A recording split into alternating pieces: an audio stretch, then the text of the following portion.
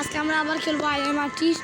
তো আগে মানে আরেকটা দেখছিল যে অনেকে কমেন্ট করছিল যে পচা গু আঁকো, পচা গুড়ি মানে কাঁচা বাদাম আঁকো, সরি পচা গুড়িটা আগে রাখছি।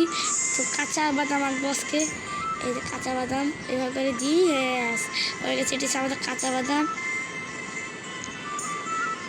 এখানে দিই, রাইট। আরও আঁকবো আজকে।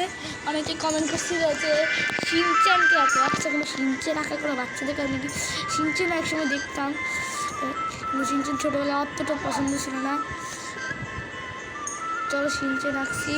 এখান দিয়ে একটু চুল দিয়ে দিই, আর এখান দিয়ে আর লাল গেঞ্জি দিয়ে দিই।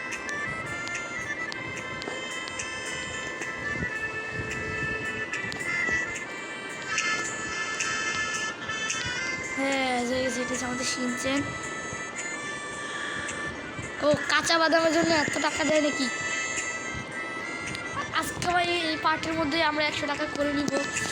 তো অনেকে কমেন্ট করছিল যে আমার লোগোটাকে আঁকতে, কোনো ব্যাপার না, আমার লোগোকে আমরা আঁকবো স্প্রে দিয়ে। এই যে হচ্ছে আস্তে আস্তে।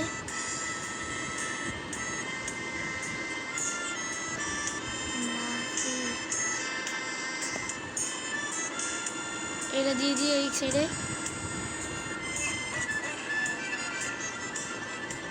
আরও আঁকবো আজকে।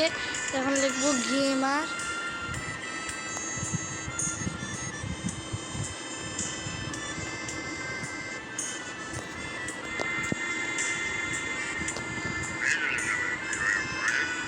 ও ভাই আমার 100 টাকা হয়ে গেছে।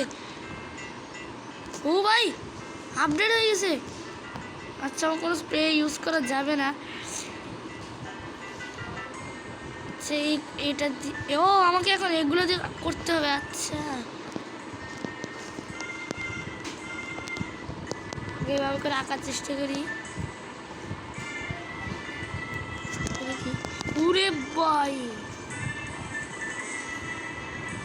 ভাই আমাকে আবার ড্রয়িং শেখাচ্ছে।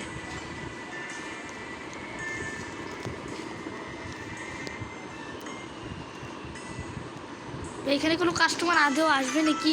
ও আসতে আসতে। ও গাইস